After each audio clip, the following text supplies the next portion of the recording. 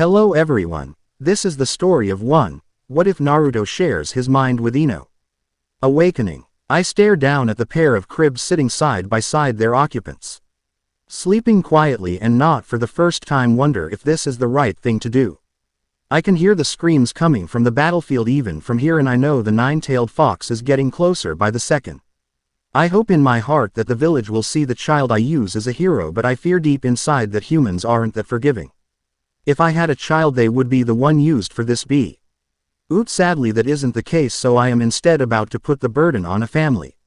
A family that will never know him or be there to guide him. I can't expect to be forgiven for this, nor do I want to be. He is such a cute little boy with bright blonde hair and with those stunning blue eyes. People would say he looks like me, but I know his resemblance comes from his family and in time would have matched the little girl resting beside him. That is the reason he has been chosen, not because of some mythical prophecy or special sign, but because by using him I don't completely rob a pair of parents of all their children. They will still have their daughter, and Kami willing their son will be safe. I never truly thought being Hokage would involve something like this, but it's the only choice I have to protect the entire village. Picking the infant up, I was startled when his twin sister opened her eyes and stared right at me. Those intense blue eyes seemed to glare at me in accusation, as if she knew what I was planning to do. I looked down to find the baby boy in my arms staring at me as well, though his gaze seems far more innocent. Please forgive me for what I am about to do to you both, I whispered before turning and walking away from the cribs, and both children began to wail. He didn't stop crying even after I placed in the designated spot surrounded by candles and seals.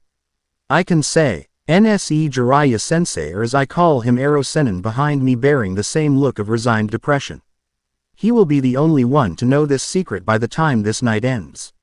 Sanin or not, if the Yamanaka find out what we have done, he will suffer far more than I am about to. Am I doing the right thing? I ask him for the 6th time since hearing of the Kyuubi's march on Konoha. No, but you're doing the only thing you can, brat. The kid will be turned into a weapon of war any other way, maybe, though this way your idea of him being a hero has a shot. The white-haired frog summoner answered. Will you watch over him for me, Ero Sennin? Sarutobi Sensei will look out for him, but if I am ever around I'll check on him. Promise me something. What's that, brat? My techniques I want. Why? Oh, you to come back here one day and teach them to him.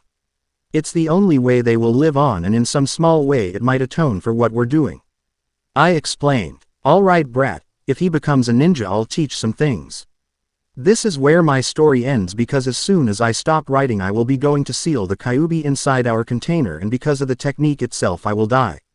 I couldn't just let things go unsaid though, so I wrote everything down, and here we find ourselves. Sarutobi, you're most likely the person who will find this. If not, you will defiantly read it, so I will reveal the secret I take to my grave. On this day, October 10th, 2 children were born, but only one will be found in her crib. The 2 children who were born today were a pair of twins of the Yamanaka clan. Yamanaka Ino and Yamanaka Naru. Uzumaki Naruto was the only name I could come up with to give him, but I like the sound of it. I hope he is a happy child and man, but now I must be off. The battle and Shinigami call me. Sincerely, the 4th Hokage, Kazama Arashi, Konoha's Yellow Flash. The Sandaime Hokage of the village. Hidden the leaves, let the scroll drop down onto his desk in shock.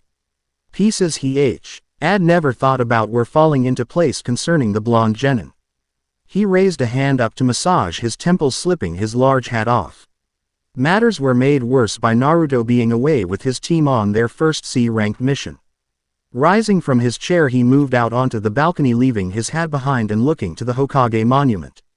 Aged eyes were drawn to the face of his brief successor, and for a while he just stood there watching that stone likeness, contemplating what to do.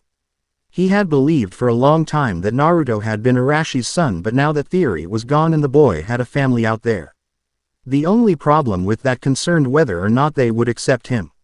Naomi-chan, he called out, knowing the young Chunin who served as his secretary would hear him. Yes, Hokage-sama, the dark-haired leaf ninja asked, opening the door to his office and peeking in.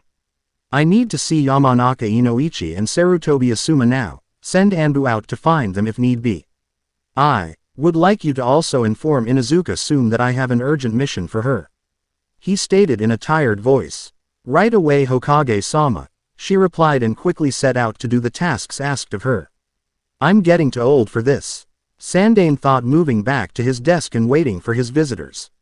Today had started so good with so little paperwork, and so he had gone rummaging through the archie vase for files Arashi had left behind and sadly run across that scroll.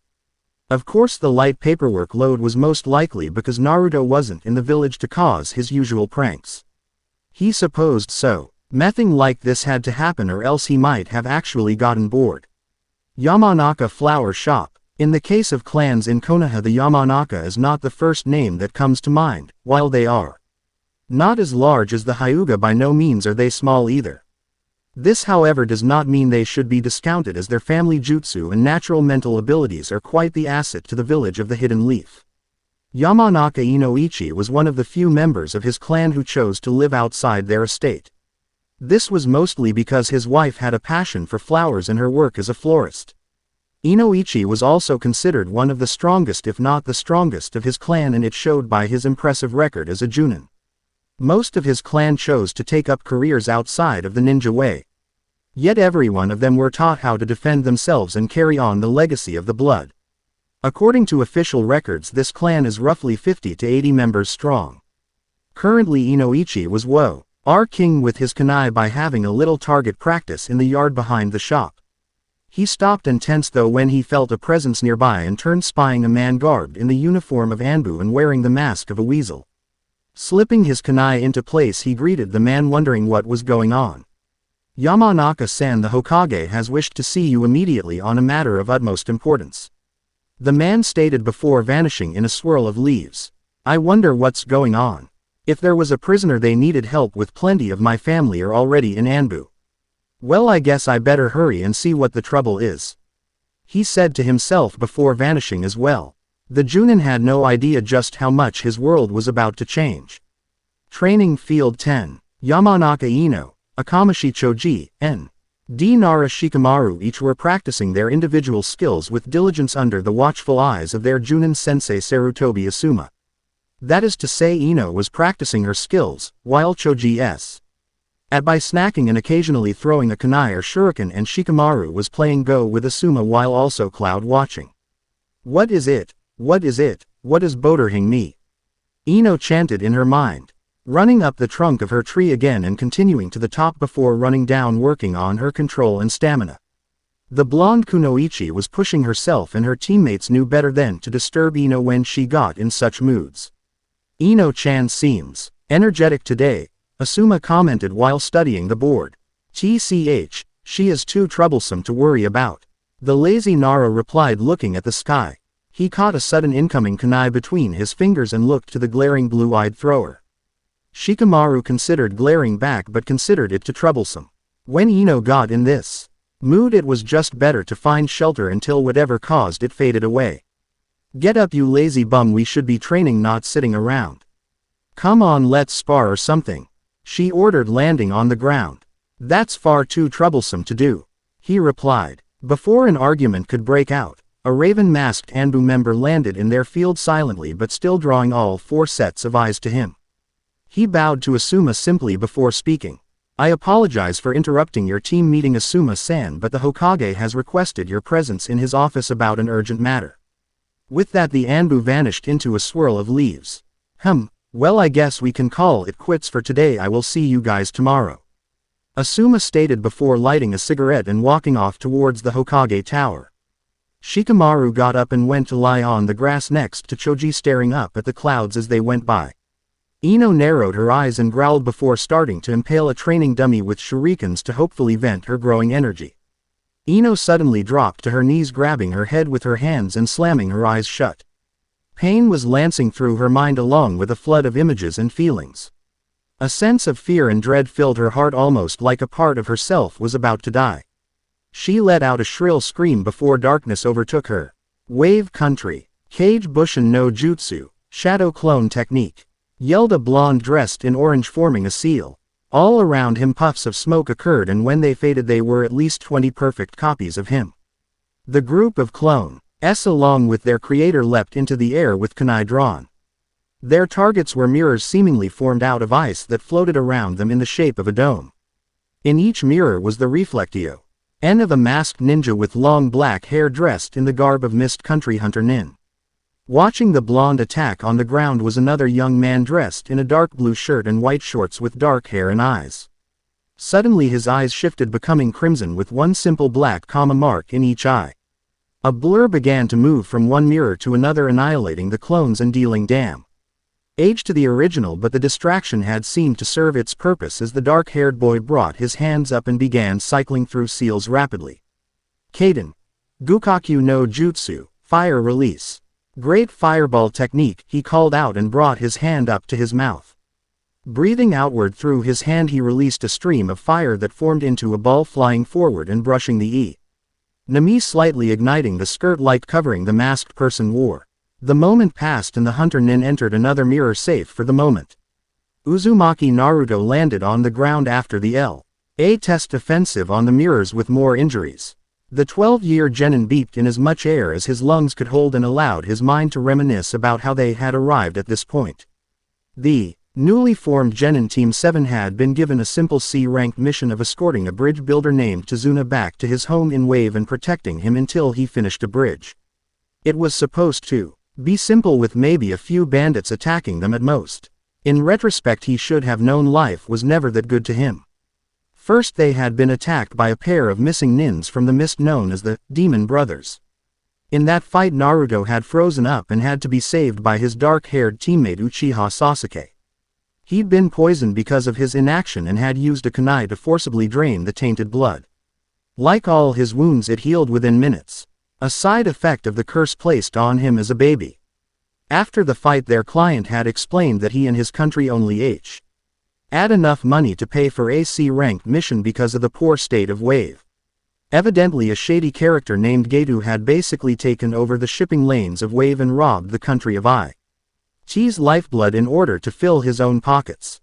Tazuna was building his bridge in order to bring back the courage of his homeland and bring commerce back. In the end, Team 7, despite the protests of the pink-haired Kunoichi of the Team Haruno Sakura, chose to continue on.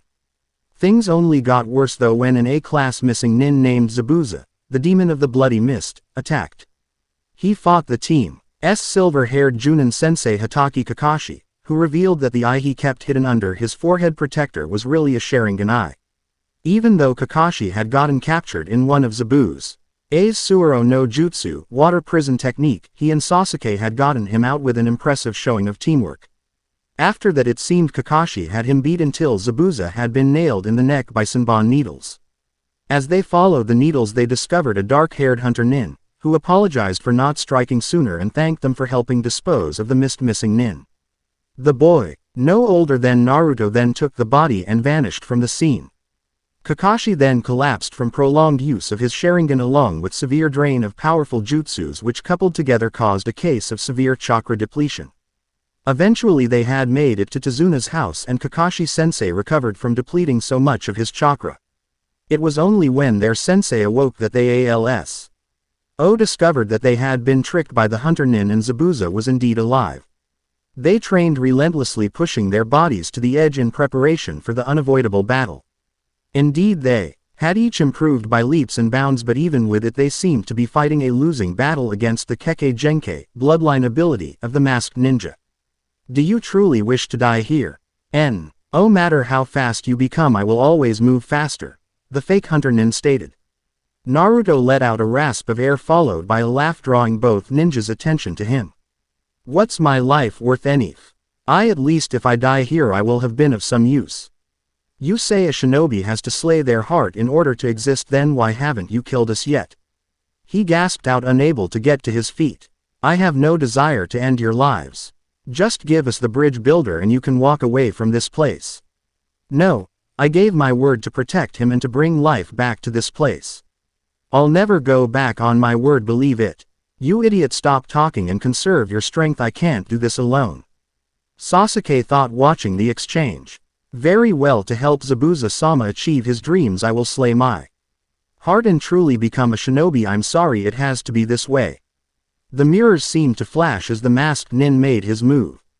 No, he's going for Naruto. The Uchiha predicted and began moving as fast as he could. A hail of needles surged forward like a deadly storm towards the container of the nine-tailed fox Kyuubi. Time seemed to slow down as fear filled the young ninja. He closed his eyes waiting for the pain, but none ever came. Naruto slowly opened his eyes to find Sasuke laying before him, his body filled with the needles destined for him. "Why did you protect me?" Naruto asked in a sad voice, watching blood leak from Sasuke's lips. "I don't know. My body just started moving." "Naruto, don't die until you kill that man for me. You're the only one who can fulfill my dream now. If you don't, then my death meant nothing," he responded with a labored breath before closing his eyes seemingly for the last time. "This the first time you've seen death, isn't it? You must have been very precious to that boy for him to protect you like that. Do not worry, I will send you to join him." Tears leaked from Naruto's eyes as more pain than he had ever thought possible filled his heart. He had sworn never to cry another tear when he had turned 6, but now they wouldn't stop. The anger and sorrow that had lived inside of him growing every miserable day he existed was making itself known in that moment. Pain closed around his head like a vice, yet it was weakening with each second. Crack. Naruto was 5 and kneeling in tears as the orphanage threw him out on his own. The small boy didn't understand what he had done wrong this time, but now he was homeless. No one was there to comfort him or even care that he was hurting. It would 3 hours before the old man that always visited came by and showed Naruto to his apartment. Crack. The adults at the playground had run him off again because he tried to play with the other children. The blonde had tried apologizing for a long time for whatever he had done to make everyone hate him, but it never seemed to work and only made them angrier. Crack. Naruto sat alone, slumped down in his chair at the academy. Everyone was exchanging cards or talking, and yet no one came to him or brought him a card. Ino was also handing out invitations to her birthday party and looked ready to hand one to the dejected-looking boy. Before she could do so, though, Sakura began some sort of argument over Sasuke and Naruto was left forgotten. Crack. Naruto sitting on the swing outside the academy, all alone on graduation day while others were congratulated by their parents. Crack. Mizuki revealing the truth about the fox sealed inside him by the 4th Hokage. Crack. Inari crying in Hi's room, eyes looking out to the sea and the picture of his father clenched in his hand. Crack. Sasuke laying on the concrete of the bridge, his body riddled with needles and blood flowing from his lips. Shatter. The fake hunter Nin was about to end the fight with an attack, when suddenly smoke and steam began rolling off of Naruto, flowing out of the demonic ice mirrors. It surrounded the young blonde, spiraling like a torrent upwards. Just as quickly as it gathered, the steam was shoved away by something far worse. Blood-red chakra flowed around his body and spiraled upwards. Then another huge spike of energy was felt as violet-colored energy joined the violent storm of power around the blonde. While the crimson chakra felt evil and truly malevolent, the other seemed to just exist, dancing in turning in the maelstrom that was Naruto. Slowly smoke rose from his wounds and almost instantly they healed up. All of the needles piercing his body were pushed out. The red chakra suddenly formed together, creating a giant fox head that roared at Haku before shooting into the sky. Naruto growled, his whisker-like birthmarks deepening with shadows becoming black lines. Claws extended from his hands, and the once bright blue of his eyes became crimson with the pupils slit to resemble a fox.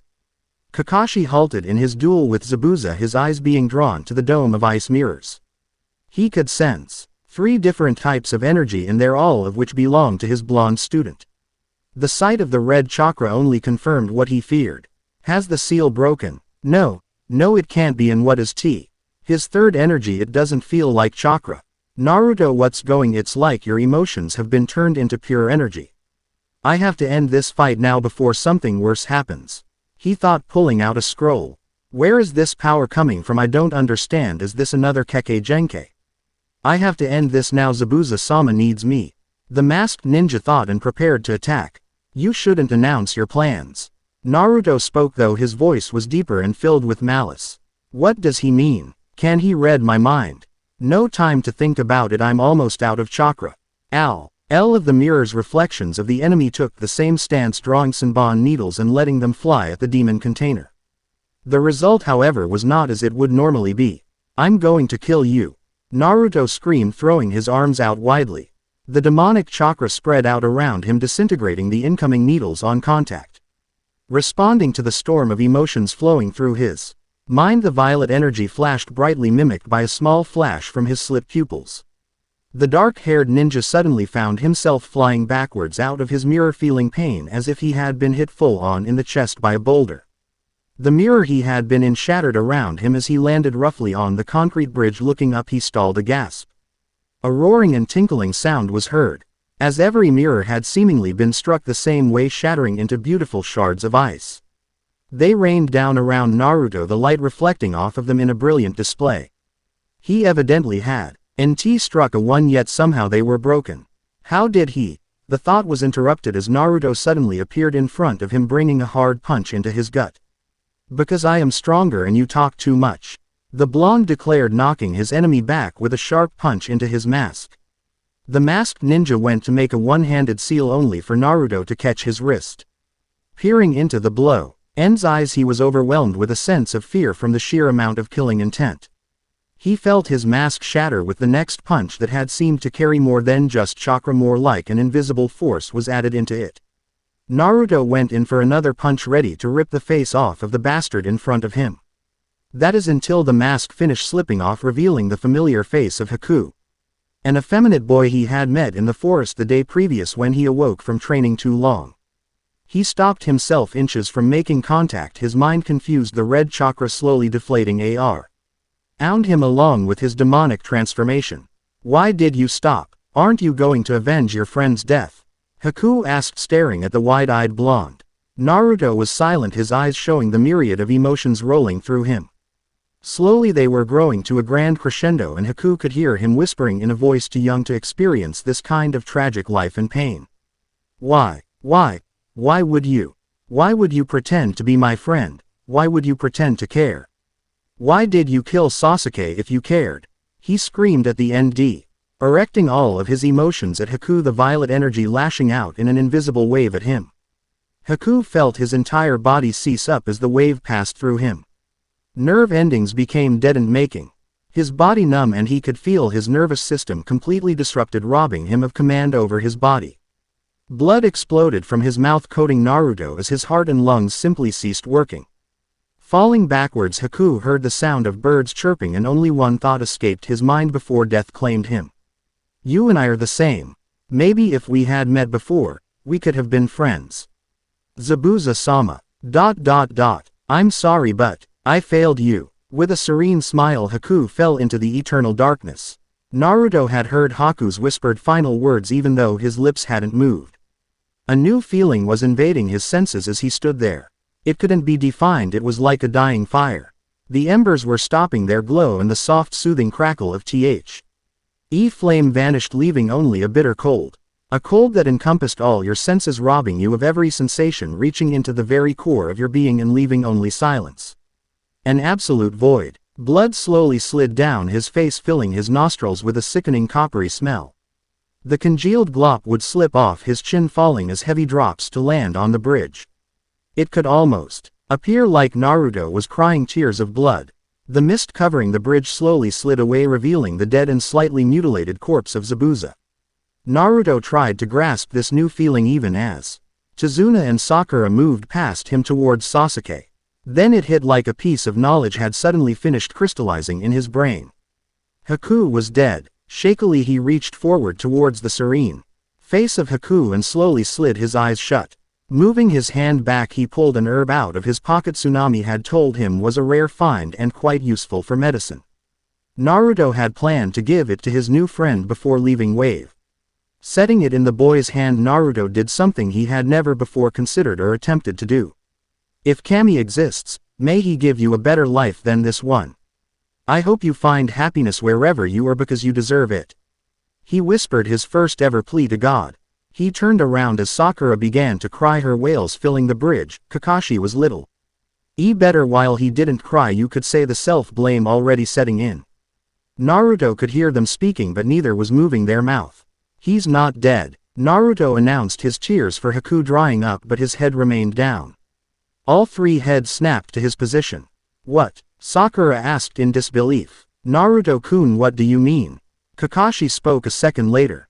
I don't know how, but I can sense him. I know he's not dead. When I killed Haku, I could feel him die. Naruto explained. The silver-haired Junin blinked, sliding his forehead protector down over his Sharingan eye. Moving forward, he flashed through hand seals and performed a simple medical diagnostic jutsu. The visible eye widened as he felt the results. Naruto's right, he announced. Hey, no, gee, exactly like I planned, but close enough. Naruto suddenly heard and whipped his head around to the unfinished section of the bridge. Approaching the group was a piggy little man dressed in an expensive suit and using a cane. A pair of sunglasses rested on his brow, and even by Naruto's standards the guy was short. He was being followed though by a small army of thugs not unlike the pair the blonde had dealt with before coming to the bridge. Demon of the bloody mist, indeed. I guess this means I don't have to pay them the money I promised. I do owe him some gratitude though for tiring out all of your bodyguards for me, Tazuna. The little man said in a grating and annoying voice. The men behind all laughed. Naruto bit his lip as he watched no one open their mouth but could hear every one of them speaking clearly. It was like being in a loud stadium with a restless crowd. If the blonde demon container didn't know better, he'd think he was reading their thoughts or minds. So you're Geto, Kakashi stated, getting to his feet and walking to stand next to Naruto. He knew it was a front, as the jutsu he used to kill Zabuza had pretty much drained him of most of his chakra. They're too weak to fight, so I'll just order my men to finish them and this will be over. Don't underestimate us, Geto. That's what Zabuza did, Naruto said as if he were just responding to the comment he heard. Nice bluff, kid. Too bad you'll never get old enough to play poker. Kill them all and bring me their heads. Leave the girl. Actually, I know a few places she could be sold for good money, Geto stated, drawing a growl from Naruto, the violet aura flaring in his eyes. This is the guy who's caused all the problems for Wave. The man who killed Inari's dad while the kid watched. The bastard that led me to killing such an innocent soul. This bastard, I wish he would just drop dead. Naruto raged, mentally directing all his hate and depression at that man and his men. He watched in horror as Geto's eyes glazed over like Haku's and he began to convulse before spitting out a huge spray of blood and toppling to the ground, unmoving and without drawing breath. Naruto allowed his eyes to widen in horror.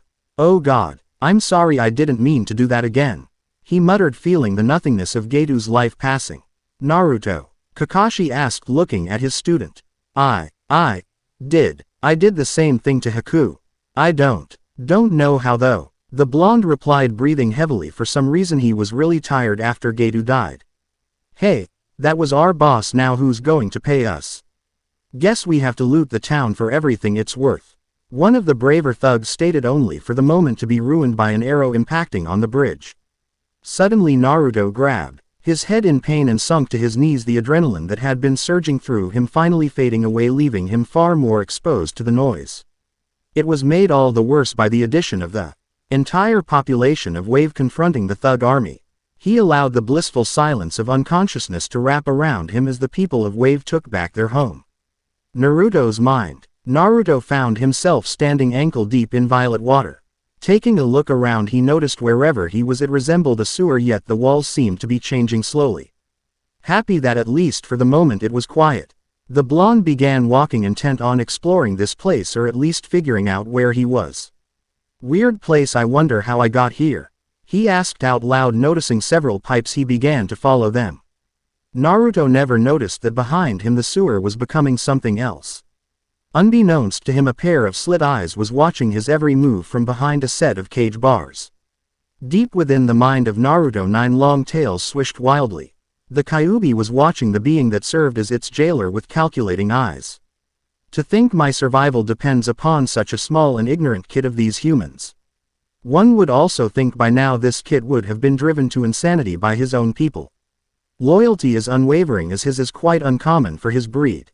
This kid is special, and it seems my presence has unlocked something buried deeply within his blood. It will be entertaining to watch how this little drama plays out. A little entertainment for my confinement until I am once more free. Grow strong, little Naruto, and I may have a use for you, as you have protected me for 12 long years. Even I would not forget such a debt. The fox thought continued to watch Naruto wander his own mind. Hokage's office. Sarutobi Asuma allowed the unlit cigarette in his mouth to fall to the floor in surprise as Sandame finished his explanation. Next to him Inoichi sat with his eyes wide, seemingly stiff as a statue. The chain-smoking Junin couldn't imagine how hard this was for the blonde Yamanaka to hear. Inoichi placed the scroll back on the desk as he finished confirming the Hokage's words. Numbness was the first feeling that settled in his soul as the truth slowly sank in. My son isn't dead. Why Arashi-kun, out of all the children born during that time? Why did you use my son? All this time our little Naru has been right here and we never knew. Why wasn't I allowed to know he was my son? He thought, his mind trying to grasp some sort of explanation, any explanation for what he perceived as a betrayal. A betrayal by someone he had always seen as a slightly younger brother. It wasn't a well-known fact, but Arashi and Inoichi had been friends growing up along with Nara Shikaku and Akamichi Chusa. The pair of blondes often got into arguments or as adults sunk to the level of maturity found in 4-year-olds. When he had started going out with his future wife, Misao, Arashi had dubbed him Whipped Nin, which led to Inoichi giving Arashi the nickname Clueless Baka because of his inability to understand any woman. The doors suddenly burst open, admitting an out-of-breath and panicked-looking Nara Shikamaru. The lazy genius's hair was a mess and he was hunched over his knees taking deep gulps of air. This was quite an uncommon sight for anyone to see. Shikamaru-kun, what's wrong? Asuma asked, getting over the shock first. It's Ino. She passed out at the training field from pain. Choji is taking her to the hospital, but it looked like her head was in pain, she screamed before blacking out.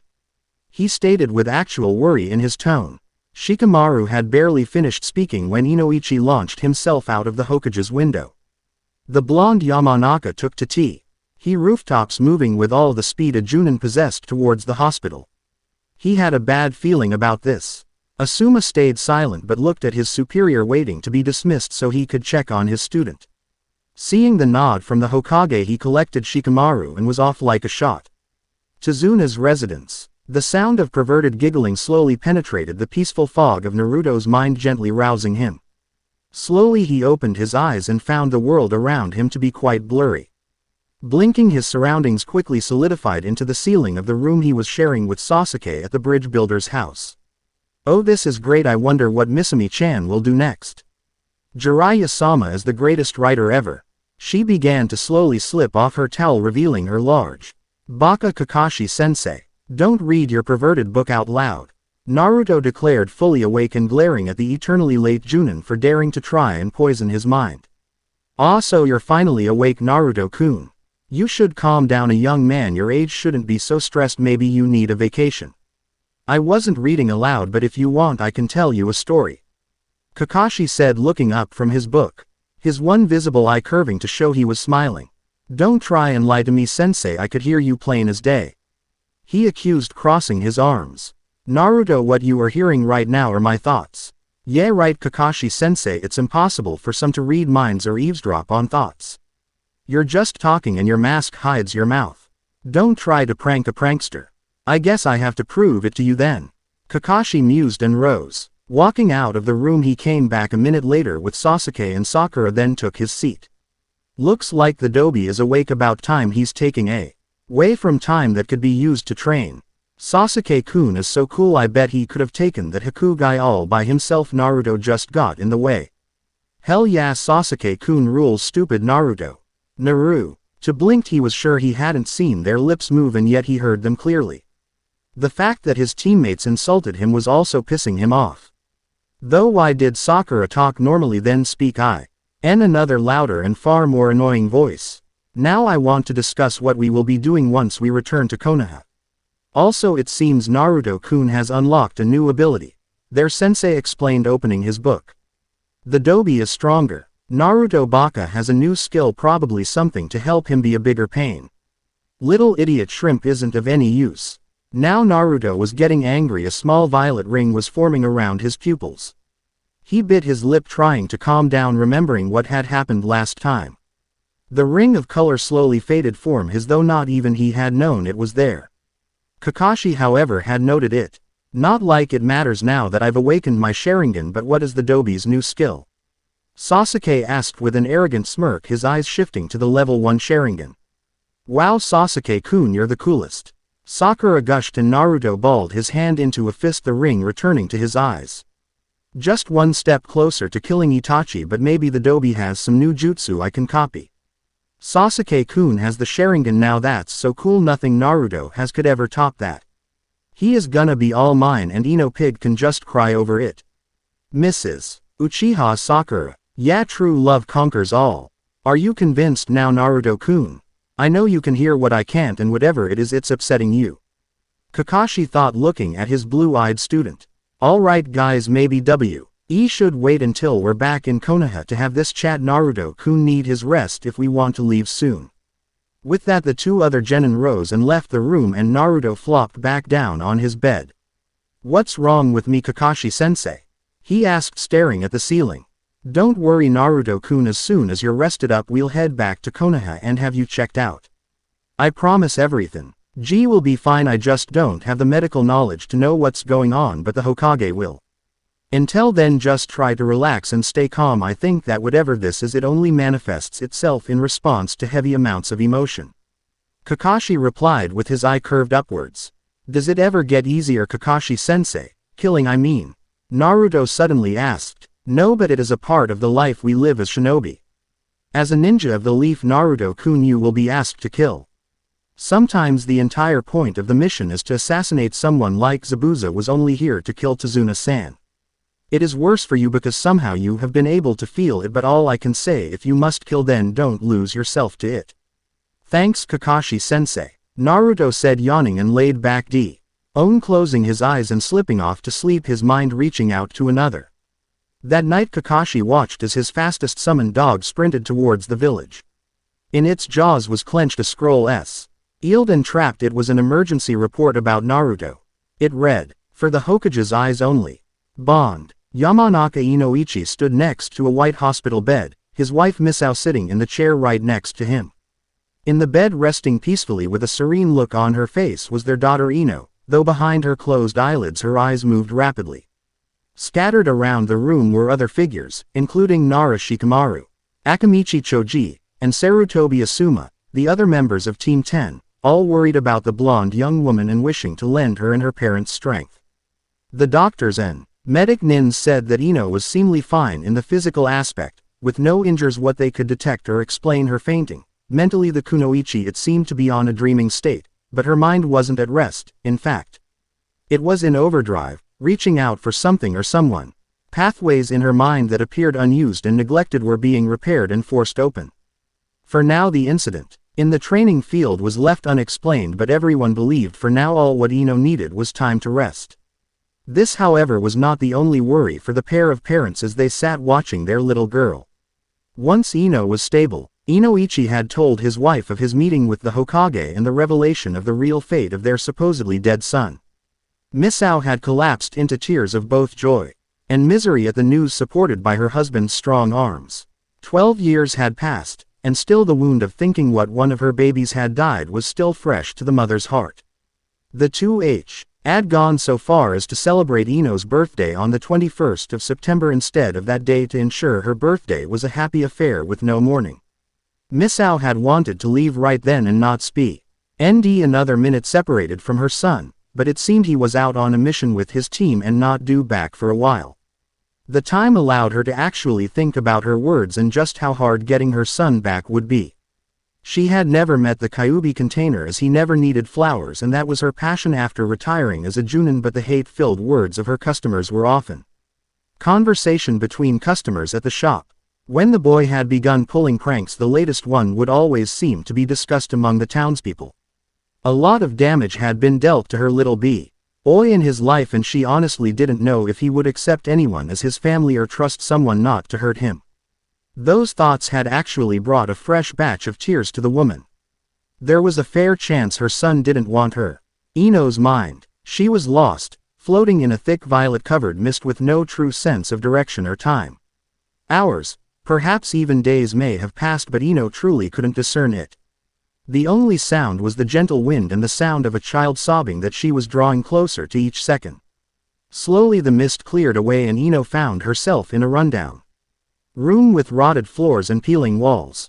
A single bed was the only real furniture, and even it had seen better days. Eno swore amongst the dirt on it. Dried blood was also caked on the moonlight Ned in through a dirty window, revealing a tattered and ragged blanket with numerous holes wrapped around a huddled form.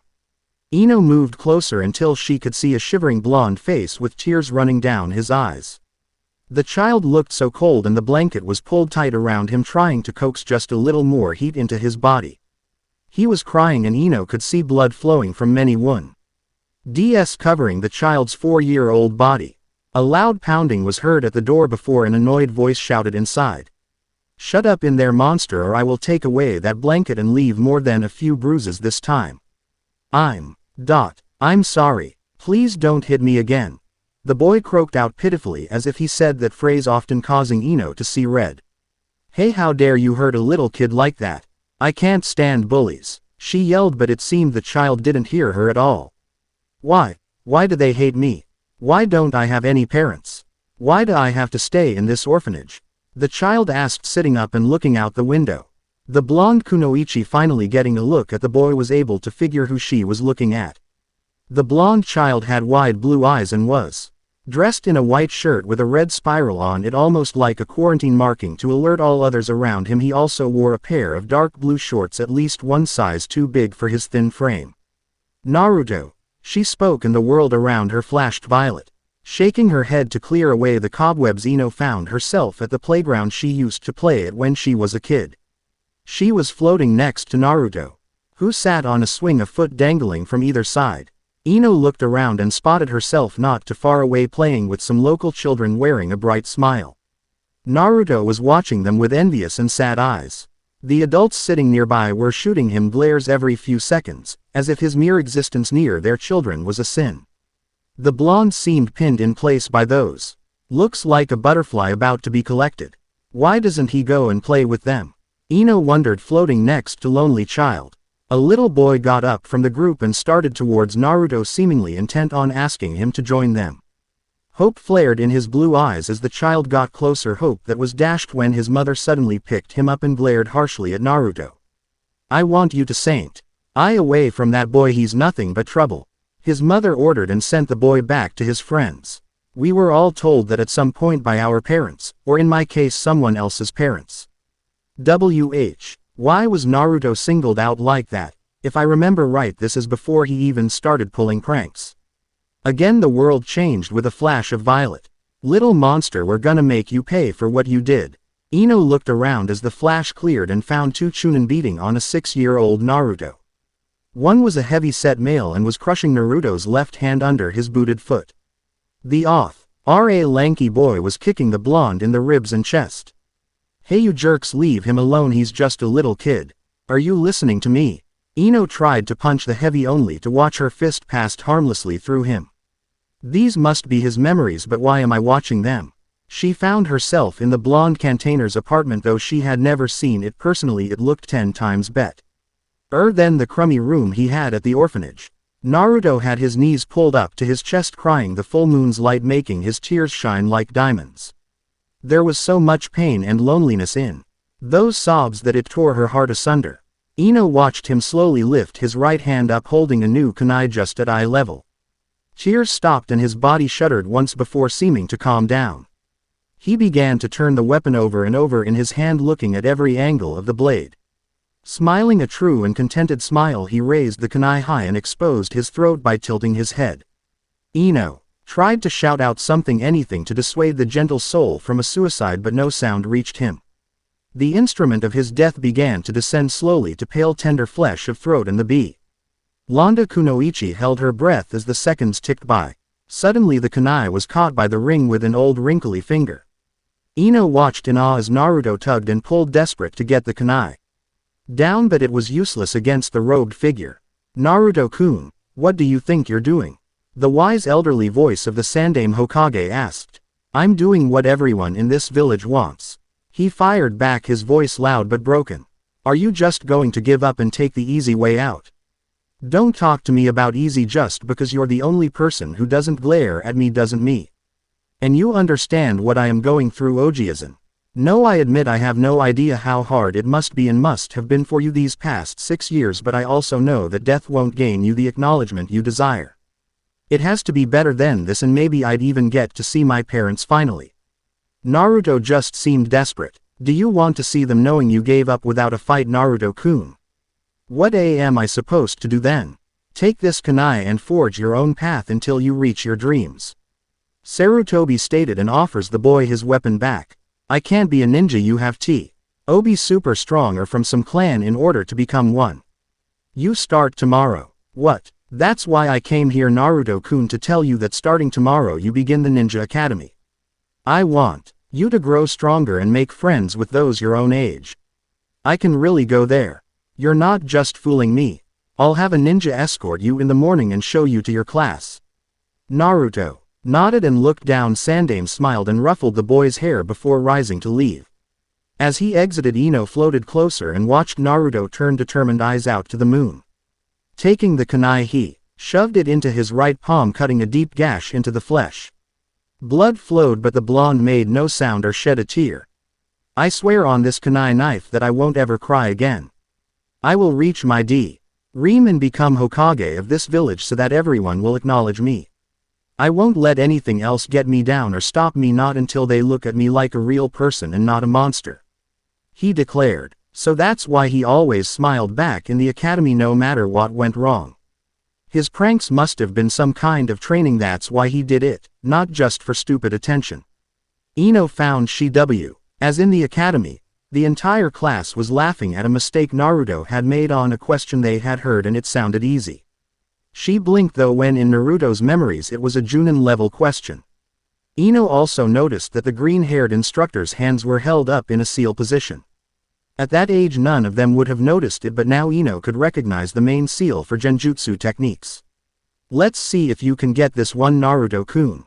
What the best target when throwing a Senbon needle from a height of 30 feet up against the wind and zero visibility? The blonde began Ting, trying desperately to find an answer. After a minute, the smirking teacher called on Sakura, who had her hand raised high. The leader of a village is a Kage and our village is led by the Hokage, she answered. Correct, Sakura-chan. I am glad Naruto-kun's lackluster performance is not rubbing off on the rest of you. This of course caused everyone to laugh at the blonde once more. I remember that day, but why would the instructor do something so horrible to Naruto so often? If I think back, Naruto never actually got a question right until Iruka-sensei became our teacher. The blonde Kunoic Hai was getting annoyed with all the violet flashes and watched as Naruto failed his graduation test, then sat outside the academy watching families congratulate and celebrate. Ino could see it in his eyes, that loneliness and depression. The moment passed though when Mizuki came upon him and convinced him to steal the forbidden scroll. She was dragged along as he took the precious technique scroll. ND learned the Kage Bunshin no Jutsu in a few hours. The Yamanaka girl watched as Iruka arrived, and then came her final truth to learn. Ino watched with wide eyes as Iruka protected Naruto from a dead Lee attack from Mizuki, gaining numerous kunai wounds in the process. It's impressive that you found him, Mizuki commented from his perch in a nearby tree. Iruka picked himself up off the ground and pushed Naruto behind him.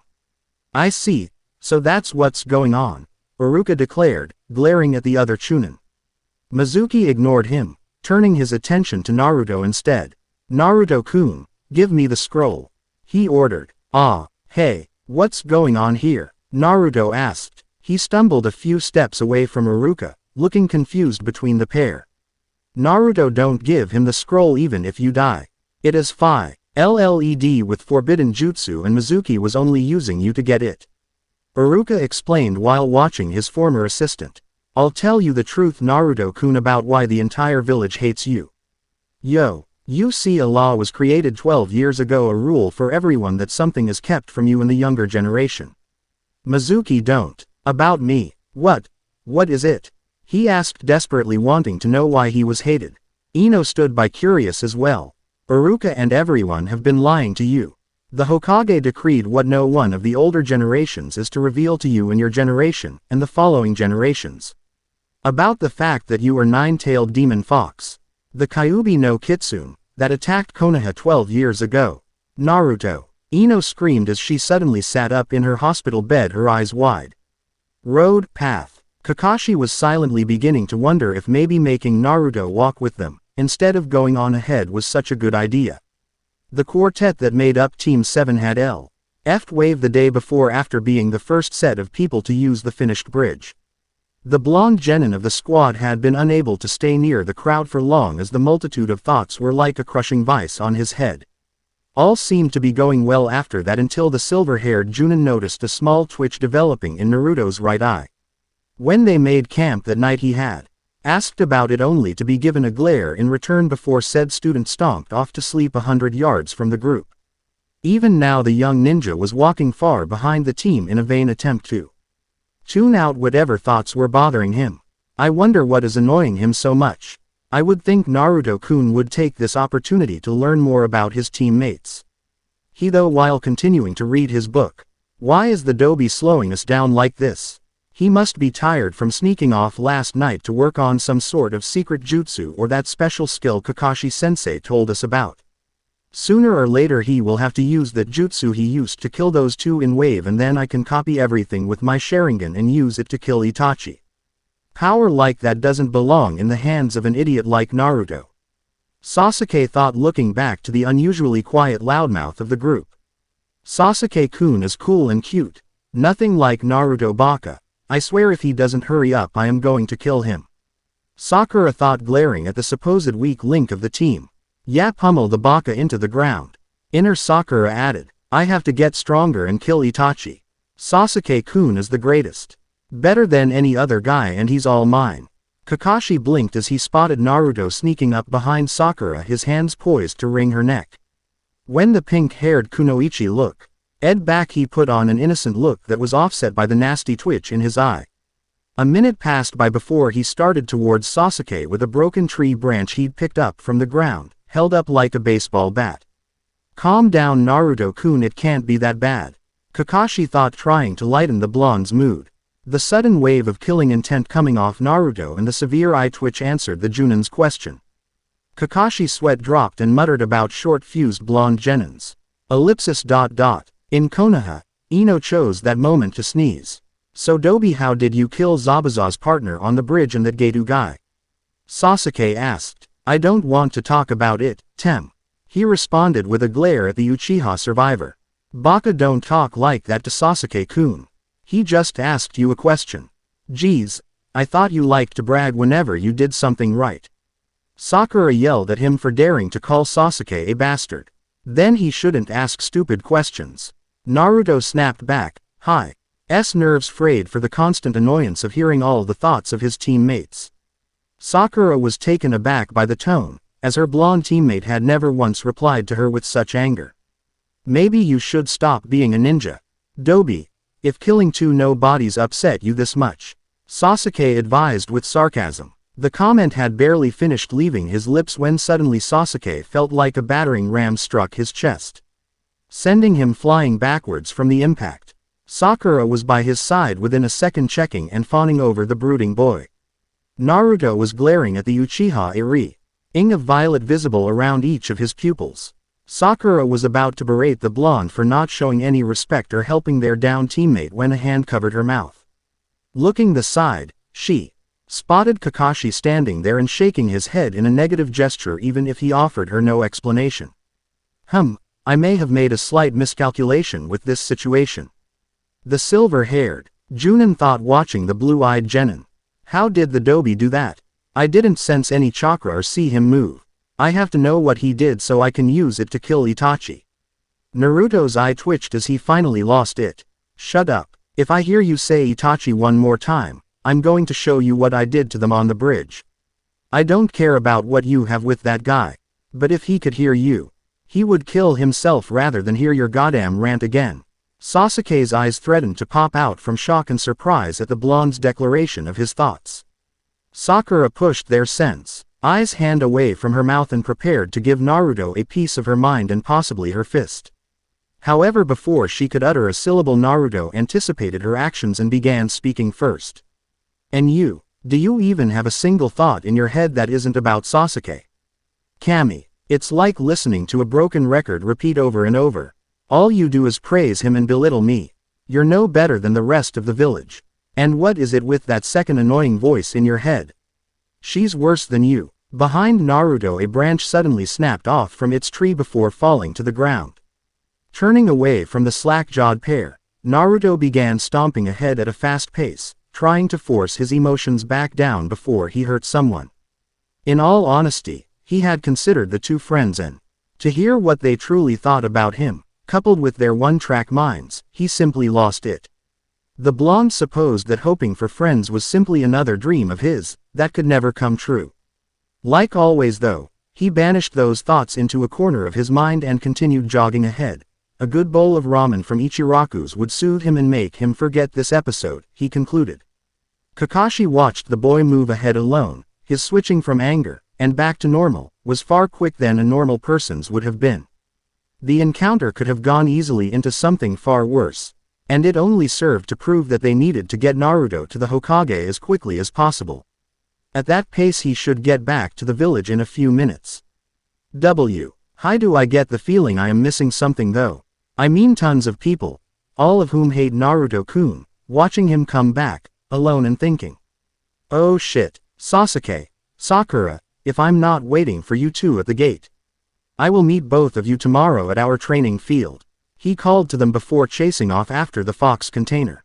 Hospital. Ino sighed as she sat up in her hospital bed. Her room was empty now as her parents had gone for a walk, dragging her friends and sensei along, in order to give her some breathing room and a few minutes peace to regain her calm after waking. The memories she had gleaned from the vision of Naruto, as unlike dreams, in which one could only grasp quickly fading flashes, this felt real, tangible, and she could recall every scene, and every emotion with crystal-like clarity. A part of her wished it was a dream and that no one had ever suffered like that, but she knew deep down in her heart, she had witnessed parts of his life. The final memory in particular. It kept replaying in her mind, haunting her current thoughts. Mizuki's declaration had shattered her carefully ordered image of the world to its foundation. It drew together all the pieces together of the puzzle that is Naruto's existence, and cleared up just why Naruto had suffered the scorn, hate and indifference of the village for his entire life. Ino didn't believe for a moment that the loud-mouthed blonde was a real demon. There was too much innocence and kindness in those eyes, despite of all what he had gone through.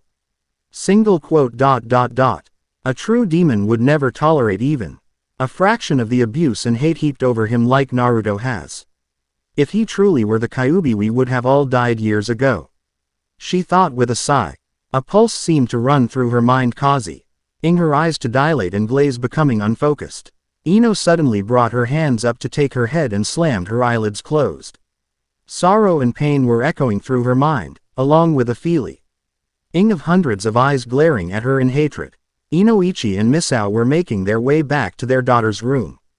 They had sent the rest of Team 10 to their homes, so they could rest and visit Ino tomorrow. Inoichi was carrying a plate of mochi for his little girl, in hopes of cheering her up. As the pair neared Ino's room, the sound of quiet sobbing reached their ears. Without hesitation, Bot H shot forward, throwing open their daughter's room's door.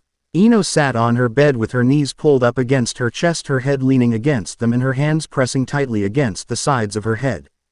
Tears of pain rolled down from her tightly shut eyes. Sobbing gradually changed to whimpering as the pair watched their little girl shudder and shiver. Trained nin ears did not fail to hear her whispered words, though they came out in a broken tone. Please, please stop hurting him. Please stop it. He doesn't deserve it. Please stop it. Stop it.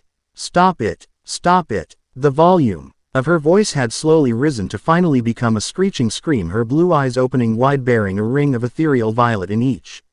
The glass in her window suddenly shattered, blowing outwards, and anything not nailed down was flung from its resting place in the room. A metal pan next to her bed was embedded in a wall, losing any identifiable shape. Inoichi was able to hold his ground, but it felt like if he had been punched in the gut by his old teammate Chusa. Misao didn't look any better, but pushed forward to draw her crying and frightened daughter into a hug. Shish, it's okay, Ino-chan. Misao cooed, trying to calm the young blonde down before she hurt herself. Mom, what's happening to me? Why am I seeing and feeling all of this? Why did I see Naruto's memories and feel so much emotional pain from him just now? Ino asked, clinging to her mother. Misao turned her shock-filled eyes towards Inoichi, who was even more surprised than her. Inoichi's eyes suddenly widened as his mind flashed with a possible explanation of what was happening. Truth be told, such things weren't expected to emerge in his clan for 4 to 5 centuries at best. Hell, this wasn't expected to appear for a millennia, in the general opinion of the clan. And now both of his children, as he had the inkling that Ino's outburst was certainly linked to Naruto, were displaying something only dreamed of for the Yamanaka clan.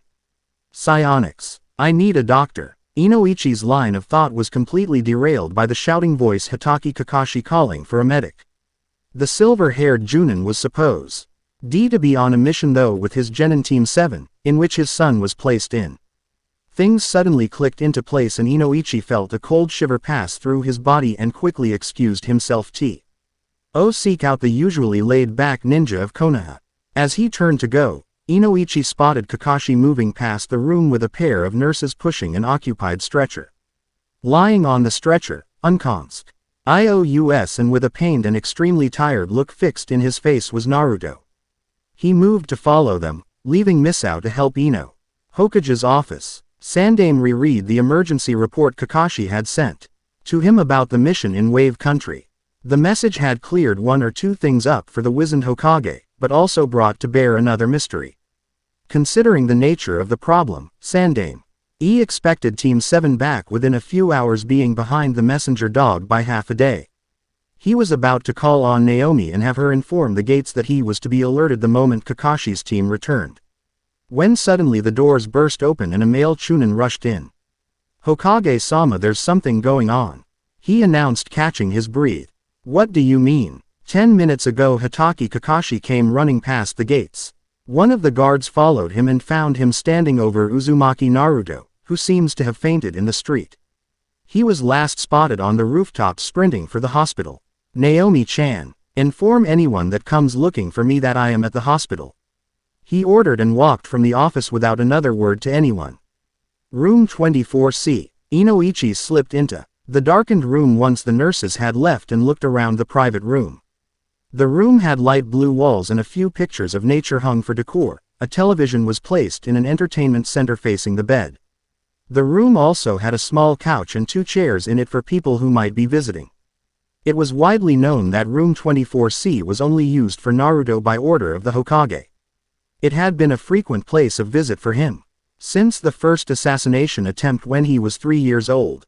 Sadly, the only visitors Naruto usually got were Yumino Iruka and the Hokage. This is the one place in all of Konoha that Naruto is safe. Not one doctor or nurse has even glared at him. Some of them seem overly worried. It seems I need to look more into his life, Inoichi thought, closing the door. Inoichi-san, what brings you here?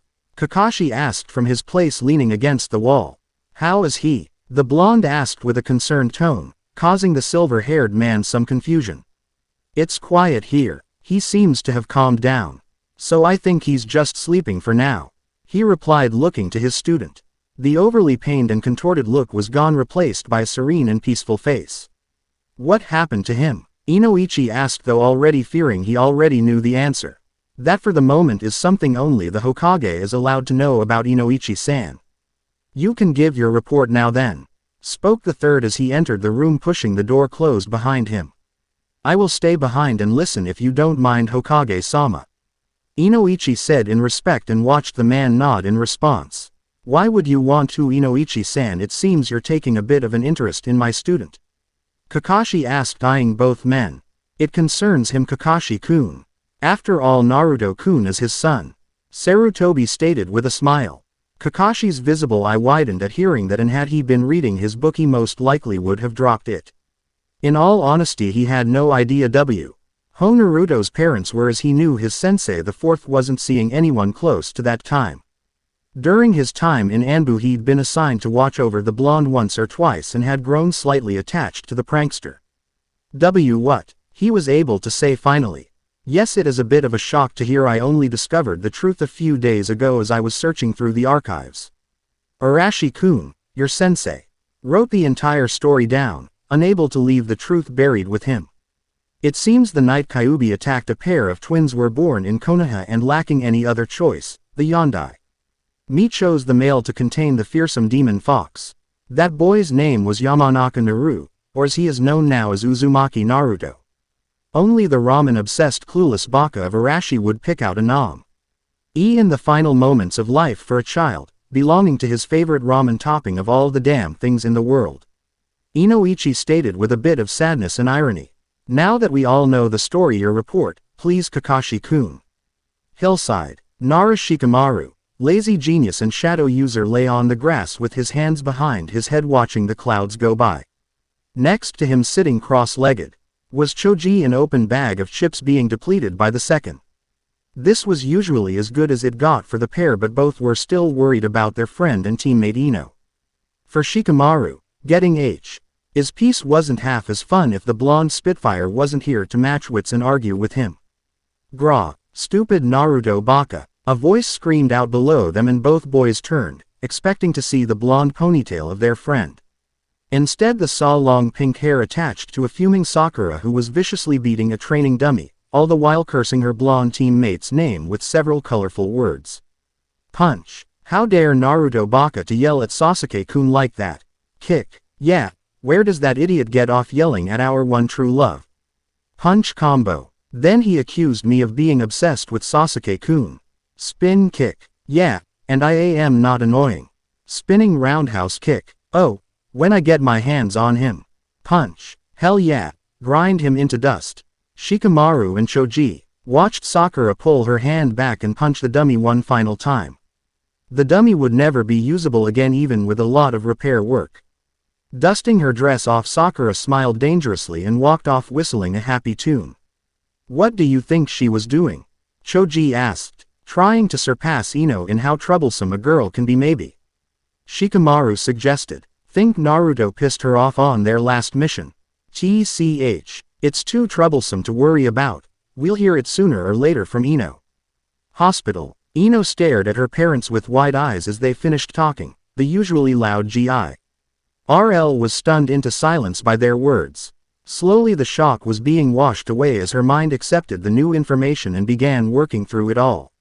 Looking down, her hands curled into fists, bunching up the bed sheet, and thought about all she had seen before she chose to speak up finally. I want to see him. I want to see my Oni-san. The words were simple and spoken in a low tone. Ino, honey, he's unconscious right now and you still need your rest. Miss Al responded soothingly. Ino looked up with narrowed eyes full of determination. Pushing the cover away, she slowly climbed out of the bed and moved to collect her clothes. Miss Al was about to stop her when Inoichi placed a hand on her arm and shook his head. She wants to see him, and I think in a way Naruto is calling her to him. They've been separated long enough, let her go. Let's all go and be there for him as a family when he wakes up. He spoke with a smile. Ino finished tying her hair back into its usual ponytail and then went about wrapping bandages around her stomach and legs. That feeling was back, the one from before she collapsed, and if her father was right, it meant Naruto was in some sort of danger. The hospital was eerily quiet as the trio made their way to the 5th floor in Naruto's room. As they got closer, the more a feeling of dread and foreboding seemed to fill Ino, making her move all the quicker down the halls. She stopped suddenly though as pain surged up through her elbow, engulfing her entire right arm. Grabbing her arm with her left, she gasped as if someone had begun choking her. Physically she was fine, but mentally the pain was as real to her as it must be for the person suffering it. Realization struck Ino and her temper flared, allowing her to push the pain away and charge down the hall. Sprinting the last bit to Naruto's room and shoving the door open. The smell of fresh blood struck her head on, along with the sound of a boy gasping and gagging for air. A man hidden by shadows was standing over Naruto, choking him with large hands. The blonde's eyes were open wide in fear, a ring of violet shining around each pupil. A kunai was lodged in his right elbow, the wound bleeding profusely, staining the bed in a river of crimson. One of Naruto's eyes slowly rolled away from his attacker and focused on Ino, and she was suddenly struck with the horrid realization that he expected her to just stand there and watch like many other people must had done to him in his past. He's grown used to people watching him being hurt. Grown used to people watching someone trying to hurt and kill him. And not move a finger for him. The fear in his eyes, it's gone now. Does Naruto really want to die? She thought, and then growled, her fist clenching at her side. Let him go, she yelled and rushed the attacker, tackling him away from the other blonde's bed. Inoichi and Misao arrived a heartbeat later to see Ino thrown away into a wall by the man, who stood back up, ling out a shuriken and sending it flying at his target. As maternal instincts started taking over, Misao blurred out of sight from sheer speed and caught the deadly projectile between her fingers. Noichi blurred as well, only to reappear and nail the aggressor with a punch to his jaw, drawing blood and loosening more than a few teeth. The man was finally revealed to be a hefty Chunin Watanoic. Hai recognized for being widely known to being one of the most problematic and weak Chunin in the village. Catching an incoming kick from the bastard, he snapped his hand out, striking him in the throat, and following up with a roundhouse kick that finished his opponent off. Picking the bastard of a Chunin for his clothes up, he seriously considered killing him outright in the sight, but chose instead to leave him for Ibiki and his fun interrogation sessions. Anbu suddenly stormed the room, followed by Kakashi and the Hokage. All eyes fell on the man that Inoichi held and passed to a bare-masked Anbu member. Ino was finally helped back onto her feet, but her shoulder would most defiantly need attending to. What's going on?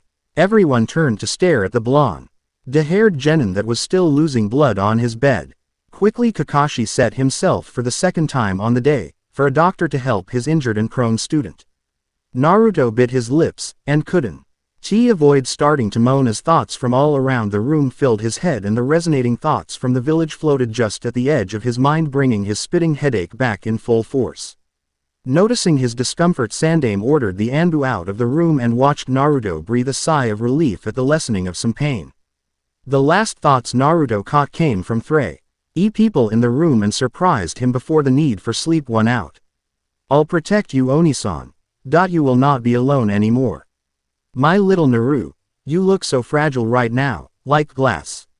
Maybe I should have told them he can hear our thoughts. Sleep well, Naru, we'll be watching over you, my son. To be continued, and thank you for watching.